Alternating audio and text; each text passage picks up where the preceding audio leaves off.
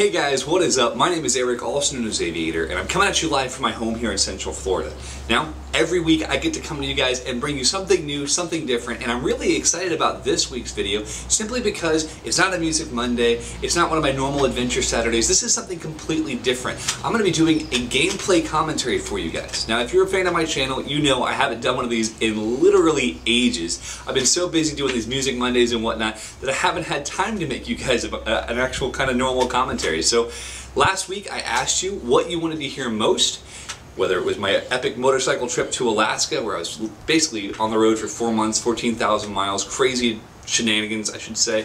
I wrecked 2 bikes, hung out with movie stars, really a cool trip. Or if you wanted to hear more about my ultralight flight, which I took from South Florida to Northwest Arkansas, huge long trip when I was 16 years old. Now, according to all of you, you wanted to hear more about the ultralight trip, which tells me that apparently motorcycles aren't quite your speed. And I don't understand that because that trip to me was insane, but hey, you know, there's no accounting for taste, if you know what I mean. I was kidding. Guys, it's awesome having you here. I am going to be sharing more about the ultralight trip, and I think you're going to enjoy it. I only was able to fit the first 2 stops into this video because I wanted to explain a bit of the backstory, but I will hopefully be bringing you guys part 2 and 3 of this series soon. So without further ado, let me explain what you're going to be watching, the gameplay side, and what I'm going to be doing this following week, which might keep me from you a bit more than normal. So first things first, the gameplay is a 46-5 gameplay, I think, on headquarters. We're playing on Stockpile, and I'm playing with legends. Now, if you guys have ever played with some of these huge YouTube legends like Hutch, Onslaught, Socrates, it's intimidating. And if I ever did well with all when I was playing with them, I always felt great. When I led the lobby like this game, I felt like a hero. So I hope you guys will enjoy it. But anyway, guys, it's been a blast. I hope you'll enjoy the film. This following week, actually in about an hour, I'm looking at my invisible watch, in about an hour I'm leaving with my wife, my brother and his wife for a kind of extended baby moon. We're headed up to a small private island in North Florida just to kind of get away from civilization and just have some nice peaceful time. So I'm going to be recording some video while I'm up there. I'm planning to do a tour of the island, maybe take you guys fishing with us. But yeah, let me know if you guys like that idea. I'd love to share some stuff with you. Anyway, I hope you have a great day, and I'll talk to you soon. See you later. Hey guys, as you now know, today I'm going to be sharing the story of my epic little ultralight adventure that I took when I was just 16 3/4 years old from South Florida to Northwest Arkansas, flying I believe 1,800 miles or so in a tiny little ultralight called a Rans S14. Now before I get ahead of myself, I want to take just a couple of minutes to explain how I got in this position, how I was able to first off be allowed to fly this airplane, be allowed to fly it from South Florida all the way up to Northwest Arkansas, and why my parents were crazy enough to let me do so. So let me start at the beginning of this story. I'm going to take you guys back to the age of 3, okay? I know this is kind of a way back story here, but when I was 3 years old, my very first memory was actually of me flying. I was flying with my uncle and my grandfather. They're both great pilots. We were doing aerobatics up in a Blanca Super Viking. One of my favorite airplanes in the world to this day. It's still kind of goofy looking, but man, that thing flew great. So at the age of 3, I'm flying with them. My mom was a pilot. My grandmother was a pilot. My grandfather was a pilot. My uncle still is a pilot. My cousin's a pilot. We all like to fly, right? My whole life, I grew up in this aviation family, and I knew that whenever I turned 16 years old, I wanted to fly. That's what I wanted more than anything.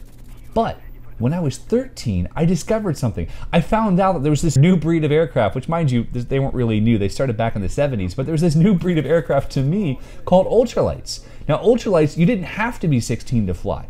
At 13 years old, I could fly it legally. I could hop in this thing, go out, fly around, whatever, have a blast. I didn't have to wait. So it became my passion. I did everything that I could to own one of these, to have this be in my life. I had to do it. So I went out and I found the only thing I could afford. Now mind you, I worked to be able to afford this. My grandmother had a restaurant. I washed dishes. I cooked steaks. I cooked tomatoes. I became a baller in the kitchen. To this day, ask my wife, I'm one heck of a cook.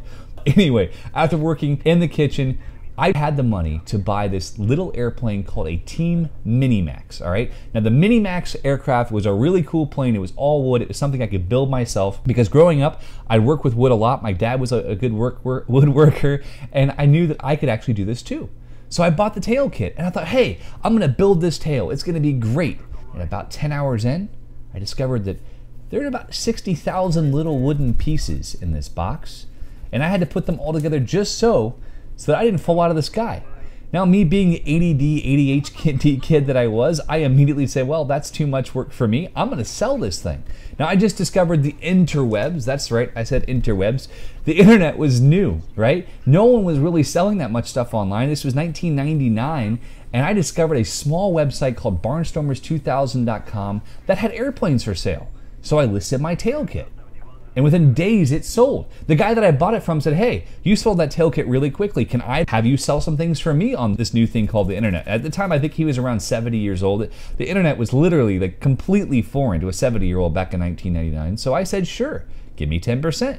And that's how it started. I started selling airplanes for this guy left and right. It was really, really cool. From there, it spread. Different people asked me to broker their aircraft sale, to be their broker, to sell things for them. And that's how I fell into this deal. All right, a gentleman in South Florida, I can't remember what the name of the town was, but down in South Florida, asked me to sell his Rans S14. Now, the Rans S14 was kind of considered to be one of the Cadillacs of ultralights, kind of something that was really spiffy, special, a little high-end, really cool aircraft. Did a whopping 65 miles an hour. Oh yeah, baby, it was screaming. I listed this airplane for sale. I found a guy up in Arkansas who was desperate for it. He wanted to own it. Only problem was he was in Arkansas. This was in Florida. I said, hey, no problem. My cousin's a pilot. I'm a pilot. One of us will fly it up there for you. Now, of course, I'm thinking to myself, my cousin's almost 18. His parents will let him fly up there, no worries. There's no way my parents ever will. What I didn't think through was the fact that this was going to be September, and he was in school. I was homeschooled. It was easy for me to get away. So after some time passed, I guess I had the airplane in my possession for about 2 weeks, I asked my parents, I said, hey, would you mind if I flew this airplane from here to Northwest Arkansas? They said, sure thing. I was literally appalled. My parents have always been pretty protective and whatnot. They let me, make mistakes. They let me go through life in the different ways. It was great having them as parents, but I never had this big of an adventure on my own before. It was really cool. So I started planning. I spent a month planning this trip. I kid you not, a month. I took every map I could find of the route I would be taking. Now, here's a couple of the maps I was looking at, just to give you guys an idea. Every single stop along the way was charted. Every piece of airspace that I couldn't fly into was charted. I had to know, because back in the day, there weren't GPSs that would just warn you. All right, if you wanted to buy a GPS that would warn you of airspace, that if you're gonna fly over an Air Force base and they're gonna shoot you down, basically, it was about $10,000. Now, as a 16-year-old kid, I obviously didn't have $10,000 to spend on a little GPS unit that would do that for me, so I did it the old-fashioned way. I got a compass, I got these maps, I worked my butt off. I planned 18 stops for a 20-hour flight because this airplane only has a 5-gallon fuel tank. So you had to stop every hour where you ran out of gas. Every stop along the way was crazy. This story could literally go on for probably 45 minutes, but I want to take just the first 2 stops, all right? The first stop was pretty uneventful. The second stop was much less uneventful. First stop, 40 miles away from my first takeoff. I left early in the morning. I landed, I refueled, no one was there, I took off. Next stop, I got to Perry, Florida. Now, Perry, Florida is an old B-17 bomber base. Really cool, right? Huge base. 10,000-foot runways, if I recall correctly, in a gigantic triangle. Now, this ultralight takes about 100 feet to take off and land. It doesn't take much. Me being the responsible pilot I am, I land at the end of the runway. And I realize I now have to taxi 1.5 miles, almost 2 miles, back to the front ramp where everyone is.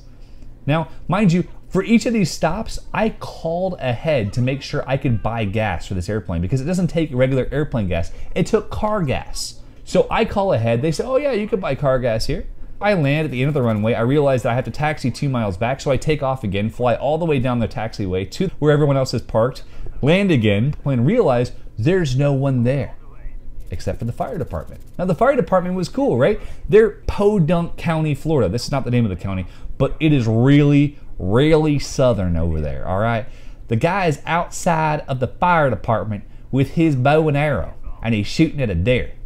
Now, it's a 3D target of a deer, and he's right by the runway shooting at this deer. It was hilarious. I pull up, I jump out of the airplane, I'm saying, hey, do you guys know where I can get gas? They say, yeah, over there. I said, no, not avgas. I need car gas, 93 octane car gas for this motor. Oh, well, you can go up there to the BP. It's about 3.5 miles away. I said, oh, is there any way you could get me a ride? Of course, being in the South, the beautiful thing about Southerners is that most of them really are as nice as they make them out to be in the movies. These guys loaded me up in the fire truck and drove me to the gas station. Now, to this day, I have not understood why but for whatever reason, they did not make me prepay when I pulled up to the pump.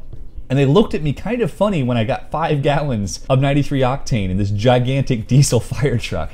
But hey, it was pretty entertaining. And long story short, after I got gas, we're driving back to the airport and they start telling me all the different ways that you could fool fire inspectors into believing that the fire was real if you ever wanted to cheat on your insurance. So just in case anybody ever needs that information, I won't share it with you, but I know it and it's pretty cool.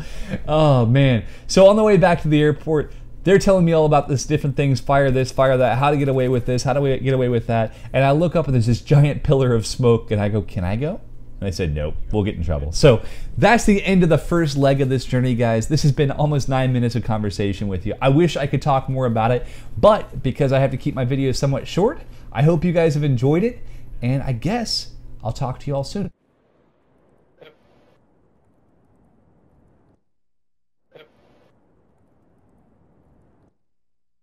Hey guys, just one more thing. If you don't mind taking just a minute to rate this video, leave me a like, leave me a comment. I like to get feedback from you every week. It's the most important thing you can do for me.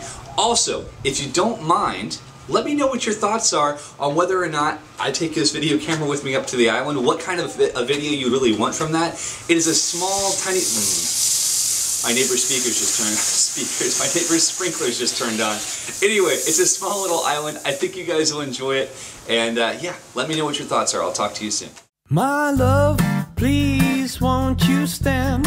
Be strong now like I know you can. I can't seem to find my gun. Must have put it down on the old tin trunk. But don't you think about now all the bad things we have done.